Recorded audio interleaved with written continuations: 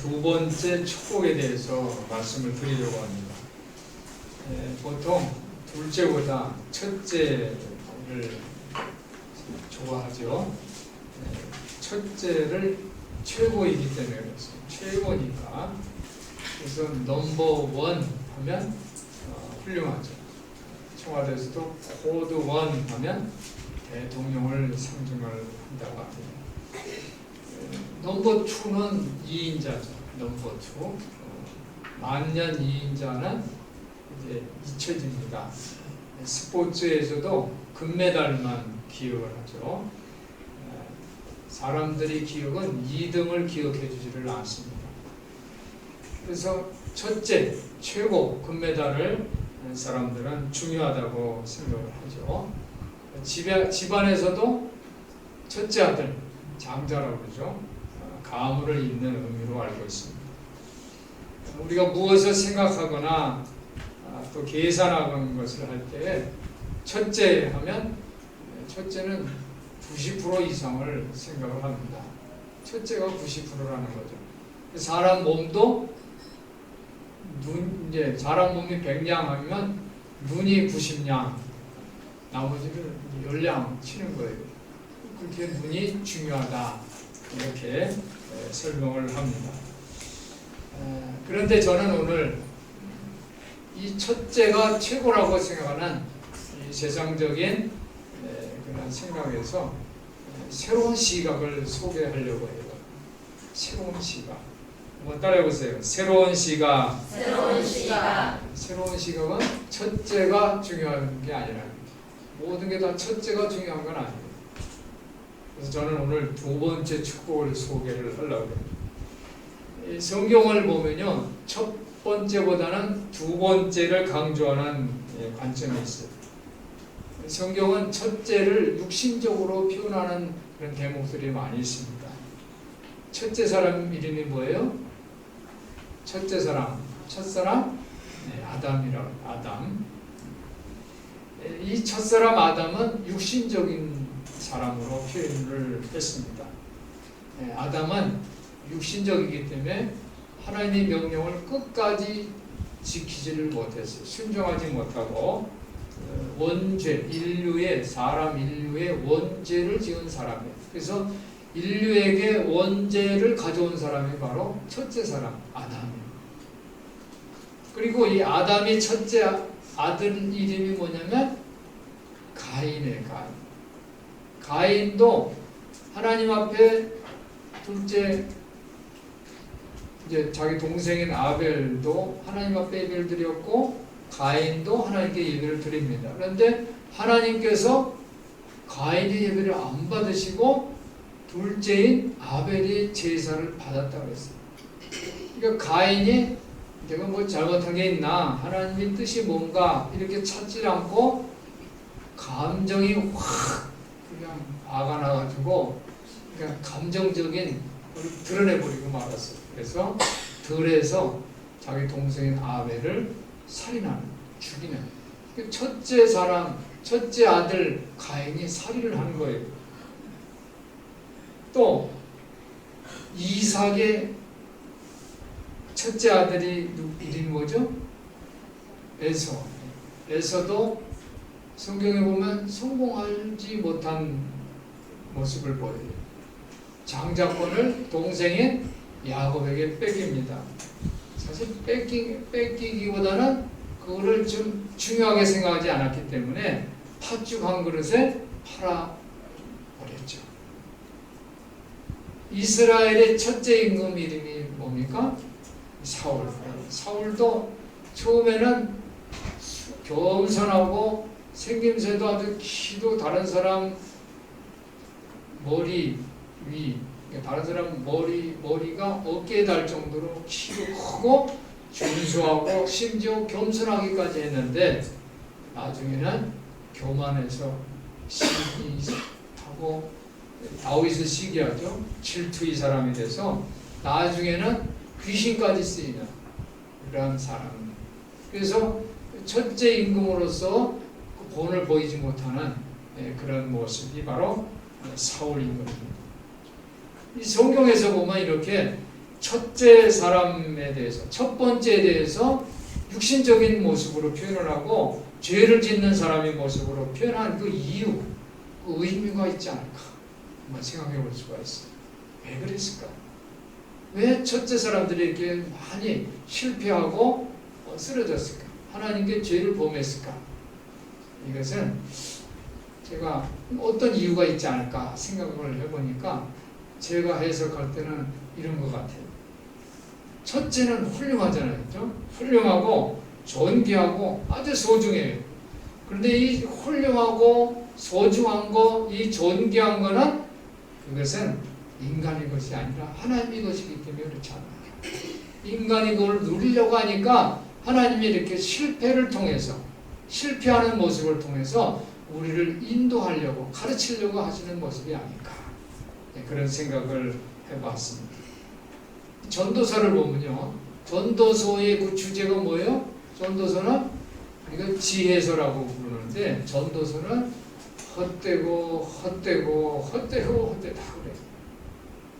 솔로몬이 쓴 책이죠. 헛되다고 얘기를 해요. 솔로몬이 고백을 하는데 인간 만사가 헛되다는 거예요. 솔로몬은 얼마나 하나님이 복을 받습니까? 그죠?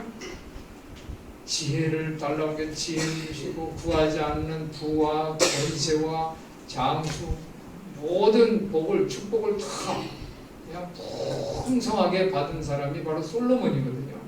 세계적으로 유명한 열강들이 모든 세상에 있는 임금들이 솔로몬을 칭송을 했어요. 존경을 해줬어요. 이렇게 복 받은 사람이 뭐라고 얘기하냐면 헛되고 헛되다. 그러니까 뭐냐? 솔로몬은 첫째였어요. 그런데 인간이 첫째를 추구하게 되면 그 나중이 허무하다는 그것을 지혜로 깨달은 것이 아닌가. 솔로몬이 이 발언을 통해서, 솔로몬이 이것을 쓴 전도서를 쓴 이 내용을 통해서 우리가 바로 이 반면교사로 삼아야 되지 않을까, 그런 생각을 해봅니다. 신약성경의 사복음서의 주인공이 누구예요? 사복음서의 주인공은 예수님이잖아요. 예수 그리스도. 예수님의 모습이 어떤 모습으로 우리에게 나타나시냐면 인류의 죄를 구속해 주시기 위해서 십자가에 달리셔서 죽으셨어요. 죽기 전에 예수님께서 말씀하신 설교의 내용은 하나님 나라였어요. 천국이 가까이 왔다. 천국에 대해서 가르쳐 주셨어요. 그런데 예수님께서 십자가를 지시고 인류의 죄를 대속해 주시는 그 대속의 모습을 보이셨는데 이 예수님이 바로 둘째 아담이라는 거예요. 첫째 사람이 아니라 둘째 아담이에요. 둘째 사람. 그러니까 첫 사람 아담은 인류에게 원죄를 가지고 왔지만 둘째 사람 예수는 인류의 죄를 대속해 주었다. 이것이 신학적인 고백입니다. 둘째 사람 예수님은 이 예수 그리스도의 그 보혈의 피로 말미암아서 하나님 앞에 제사를 드림이 됐어요. 희생 제물을 드렸는데 이 한 번의 제사를 때문에, 이 제사 때문에 우리의 모든 죄가 다 깨끗하게 사해 주신 것을 믿으시기를 바랍니다. 둘째 사람은 우리에게 모든 죄를 깨끗이 씻어 주신 거예요. 그런데 사실 예수님이 그 가정을 보면 예수님 아버지 이름이 뭐예요? 엄마가 요셉과 마리아. 예수님이 집에요. 거기에서 예수님은 몇째예요? 맏아들이에요. 첫째 아들. 육신적으로는 첫째 아들이에요. 그런데 예수님을 첫째 사람이라고 부르지 않고 둘째 사람이라고, 둘째 아담이라고 부르는 것은 육신적으로 말하는 장남, 차남 이런 의미가 아니라 성경에서 말하면 둘째라는 것은 바로 영적인 모습이라는 것을 우리가 알 수가 있습니다. 오늘 성경 말씀 로마서 8장이요. 로마서 8장은 성령장이라고 불러요. 로마서 8장이 무슨 장이라고요? 네, 성령장. 근데 이 전에 오늘 허미경 유사님이 이제 큐티하셨는데 로마서 7장 내용이거든요. 로마서 7장은 뭐예요? 8장은 성령장인데 7장은 무슨 장이냐면 7장의 내용을 보면요. 사도 바울이 그냥 막 방황하는 거예요. 자기 좀 잘 해보려고 하는데 자기는 정말 하나님 앞에 정말 모범생이 되고 싶은데 힘들어하는 거예요. 나는 힘들다. 나는 외롭다. 공고하다. 막 이렇게 고백을 해요. 그 왜 그러냐면 로마서 7장의 내용을 보면요. 죄의 권세가 너무너무 큰 거예요. 죄가 권세가 커요. 그래서 사도 바울의 마음속을 후벼파면서 그 안에 들어가서 사도 바울이 본 마음, 자기는 선한 일을 하고 싶은데 막 악한 일을 하게 하는 거예요. 흔들어 놓는 거예요. 로마서 7장의 그 내용을 들여다보면 죄의 권세가 크다는 거예요.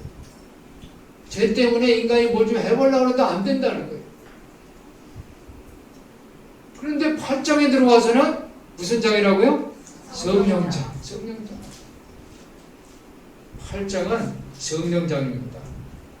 우리들은 죄의 권세에 속해서 죄인들이지만은 그러나 이제 8장 1절을 보면요. 뭐라고 기록이 됐습니까? 그러므로 이제 그리스도 안에 한번 다 같이 읽습니다. 시작. 그러므로 이제 그리스도 예수 안에 있는 자에게는 결코 정죄함이 없나니. 그러니까 우리가 예수 밖에 있으면 우리는 죄의 권세에 그냥 백전백패하는 거예요. 이번에 브라질 월드컵에서 한 번도 지지 않은 팀이 있었어요. 무슨 팀이에요? 몰라요? 여러분 브라질 관심 없구나. 3, 4위전을 했는데 브라질이 또 졌어요. 그렇죠? 또 졌어요. 독일하고도 지고. 근데 3, 4위전 할 때 네덜란드하고 브라질하고 지금 싸움을 해서 이제 브라질이 그래도 고국에서 하니까 어떻게 한번 만회해 보려고 했는데 또 오늘 새벽에 성도 여러분들이 기도하시느라고 못 봤나 보다. 3대 0으로 또 졌어요. 그래서 네덜란드는 이번 월드컵에서 한 번도 안 졌어요. 다 이겼어요. 그걸 자랑스럽게 생각한다고 하더라고요. 어쨌든 월드컵 얘기 왜 내가 뭐 설교 안에다 넣었는가 지금 이 원고에도 없는데 그냥 나와버렸어. 무슨 내용이냐면 성령장. 오늘 로마서 8장은 성령장인데 우리가 예수 밖에 있으면 패하는 거예요. 백전백패하는 거예요. 아무리 축구의 무슨 나라고 뭐 축구의 왕국이라고 해도 패하는 거죠. 예수 밖에 있으면 패하는 거예요. 그런데 예수 안에 있으면 한번 따라해보세요. 예수 안에 있으면 우리가 백전백승이 될 줄 믿습니다. 아멘. 이기는 거예요. 너에게 결코 정죄함이 없다고 했어요.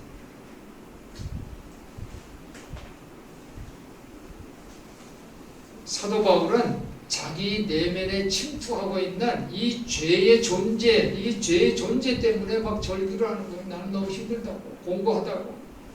그런데 로마서 8장에 들어와서 이 성령의 권능을 표현하면서 이 성령의 권능이 이 죄의 권세를 깨트릴 수 있다는 거예요. 그래서 증언을 하는 거예요. 선포를 하는 거예요. 1절에는 예수 안에 있는 자는 뭐라고요? 결코 정죄함이 없다고 그랬고 2절에는 그리스도 예수와 함께 생명을 누리게 하는 이 성령의 법이 한번 따라해 보실까요? 성령의 법이 죄와 죽음의 법에서 나를 해방시켜준다는 거예요. 하나님께서는 십자가 사건을 통해서 예수 그리스도의 육신의 죄를 지우고 십자가에서 죽게 하심으로 이 죄가 기소하는 사탄이 이 우리 인류의 죄를 기소를 했는데 이것을 벌을 받아야 된다는 거죠. 사탄은 벌을 받아야 된다. 죄를 졌으면 벌을 받아야지. 이게 기소가 아닙니까? 사탄이 이걸 계속 집요하게 우리 죄를 물고 들어줬는데 하나님은 성령의 법에 의해서 우리가 너무도 연약하고 우리가 죽을 수밖에 없는 죄인인 것을 아시고 성령의 법을 통해서 우리를 구원해 주시고 해방해 주신 것을 믿으시기를 바랍니다. 그래서 오늘 보면 육신의 생각은 죄라고 그랬어요. 육신의 생각. 그죠? 7절에 보니까 육신의 생각은 하나님과 원수가 돼요. 육신의 생각은 죄고 그리고 하나님과 원수가 된다는 거예요. 이 원수인 죄는 하나님이 그 법에 불복하지도 않고 할 수도 없다는 그런 내용을 사도 바울은 설명하고 있어요. 우리가 뭐 세상은 막 원수가 됐다가 또 뭐 서로 만나서 정상끼리 만나서 또 경제적인 그 필요에 의해서 또 뭐 외교도 하고 그러는데 이 영적인 문제에 있어서는 이 죄라는 이 죄와 외교적으로 타협하고 뭐 우호적으로 지낼 수가 없다는 거예요. 왜냐하면 죄는 하나님과 원수이기 때문에. 그래서 이 원수인 죄는 하나님 법에 절대로 굴복하지 않는다는 거예요. 할 수도 없다는 거예요. 오늘 3절을 보면요. 율법이 육신으로 말미암아 연약하여 할 수 없는 그것을 하나님은 하시나니 그랬어요. 죄의 권세를 깨트리기 위해서 율법을 사용해 봤는데 율법 가지고는 안 된다는 거예요. 율법은 바로 모세의 법 아닙니까? 율법을 가지고 이 죄를 깨트려 보려고 했는데 죄가 깨트려지지 않아요. 단지 율법은 죄를 쓰러뜨릴 수가 없고 넘어뜨릴 수가 없고 단지 죄를 지적할 뿐이라는 거예요. 그래서 하나님께서는 율법보다는 성령의 법을 우리에게 주신 것을 기억하시기를 바랍니다.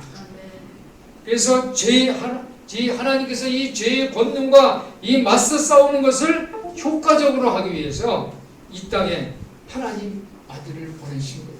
예수 그리스도를 보내셨어요. 육신을 입으시고 성육신 하셔서 그래서 하나님께서는 이 죄의 권세를 율법은 할 수 없지만 하나님은 성령을 보내셔서 성령의 법을 통해서 이 죄의 권세를 깨트리신 것을 믿으시기를 바랍니다. 사도 바울은 자기가 선을 행하려고 할 때마다 자기 곁에 바로 악이 도사리고 마음속으로는 하나님의 그 율법을 반기지만 몸속에서는 이성의 법과 대결해서 싸우고 있는 이 다른 법이 있다는 것을 고백을 하면서 그 법이 나를 사로잡아 내 몸속에는 죄의 법이 종이 되게 한다고 그렇게 고백을 했어요. 그런데 오늘 사도 바울은 그 고민을 하다가 이제 오늘 선언하는데 그것이 바로 생명의 성령의 법을 선포합니다. 그래서 4절에 보니까 육신을 쫓지 않고 그 영을 쫓아 행하는 우리에게 율법의 요구를 이루어지게 하려 하심이니라. 육신의 사람이 아니라 첫째 사람 아담이 아니라 영의 사람, 둘째 사람, 영의 사람입니다. 영의 사람을 자기는 쫓겠다는 거예요. 쫓아오겠다는 거예요. 성령의 권능은 강력한 것을 믿으시기를 바랍니다. 한번 따라해보세요. 성령의 권능은 강력하다. 믿습니까? 여러분이 하나님이 영의 사람 되시기를 바랍니다. 성령의 사람이 되시기를 바랍니다. 그래서 예수를 죽은 자 가운데서 다시 살리신 분, 이 성령께서 우리 안에 계시면, 여러분 안에 계시면 그리스도를 죽은 자 가운데 살리신 분께서 여러분 안에 살아계신 성령을 시켜 여러분의 죽을 몸까지도 살려주신다고 오늘 11절에 사도 바울은 단언을 하는 거예요.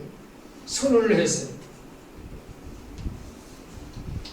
그러므로 오직 하나님이 강력한 영, 성령을 갖고 있는 사람들만이 생명과 희망을 기대할 수 있음을 믿으시기를 바랍니다. 오늘 6절을 보니까 사도 바울이 아주 단호하게 설명하고 있는 거예요. 6절 한번 더 있습니다. 시작. 육신의 생각은 사망이요 영의 생각은 생명과 평안이니라. 믿습니까? 여러분 육신의 생각은 뭐예요? 사망이에요. 그러나 영의 생각은 뭡니까? 생명과 평안. 여러분 사망의 길로 가겠어요? 생명과 평안의 길로 가시기를 예수님의 이름으로 부탁을 드립니다. 그러기 위해서 우리 영의 생각을 가져야 돼요. 두 번째 축복을 받아야 돼요. 세상에는 두 가지 존재 방식이 있어요. 하나는 인간적인 그냥 감을 가지고 쫓는 사람. 자, 인간의 육신이 감. 자기가 하고 싶은 대로 하는 사람. 인간적인 본성입니다. 그런데 또 다른 방법은 하나님이 인도하심에 따르는, 하나님께서 인도하시는, 하나님께 인도되는 그런 존재. 그것이 바로 예수를 따르는 예수님의 제자들인 줄 믿습니다. 육체의 갈망은요, 오늘 사망이라고 그랬어요. 육신의 생각은 사망이라고 그랬어요. 육체는 뭐예요?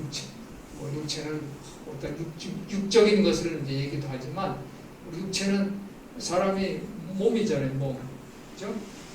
몸이 건강해야지 좋죠. 건강미. 그죠? 몸이 아름다워야지 좋죠. 남자는 삼각형, 여자는 홀라병이라고 그러니까 S라인이라고 다 그러죠.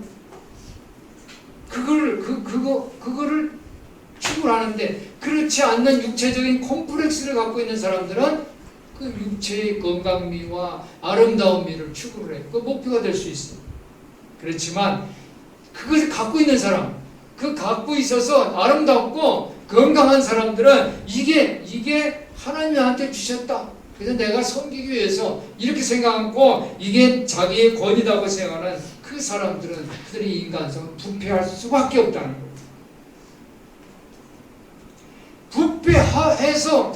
부패를 거듭해서 죄의 권능 안에 무너져서 결국은 뭐예요? 육신의 생각은 뭐예요?